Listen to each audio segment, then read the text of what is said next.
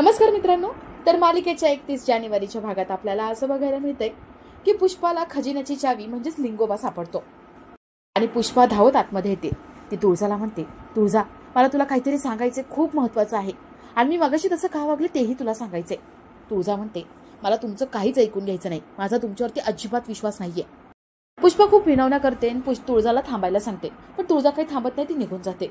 पुष्पा विचार करते की आता काय करायचं, कोणाला हे आधी सांगायचं. पुष्पा घराबाहेर आलेली असते.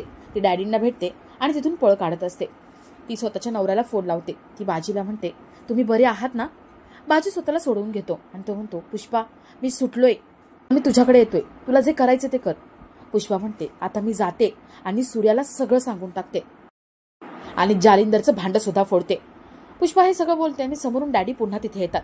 पुष्पा घाबरते आणि डॅडी छत्री तिला एका ठिकाणी घेऊन येतात. डॅडी विचारतात, लिंगोबा कुठे ठेवला ते सांग, तुला माहिती पडलं, मला कळलंय हे सगळं. पुष्पा म्हणते, जीव गेला ना तरी तुला सांगणार नाही मी, माझा जीव गेला तरी चालेल, पण तुझ्यासारख्या नराधमाला मी ती चावी मिळूच देणार नाही. डॅडी म्हणतो, मी तुला असं सोडणारच नाही, तू लिंगोबा देणार नाही, मी तुला मारून टाकेल. असं म्हणून ते पुष्पाला मारायला पुढे होतात आणि पुष्पा तिथून पळ काढत असते.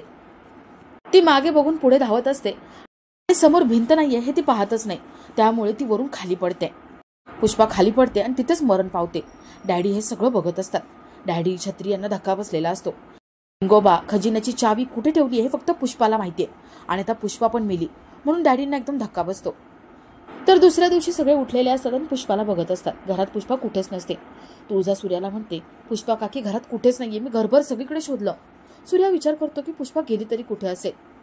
आता पुष्पा जेव्हा मेलेली सापडेल त्यावेळेस तुळजाला पश्चाताप होईल का आणि तुळजाला समजेल का पुष्पा किती चांगली होती, आपण तिला समजून नाही घेतली, ही खूप मोठी चूक केली. हे तुळजाला कळल्यावरती तुळजा पुढे काय करेल हे बघण्यासारखं असेल.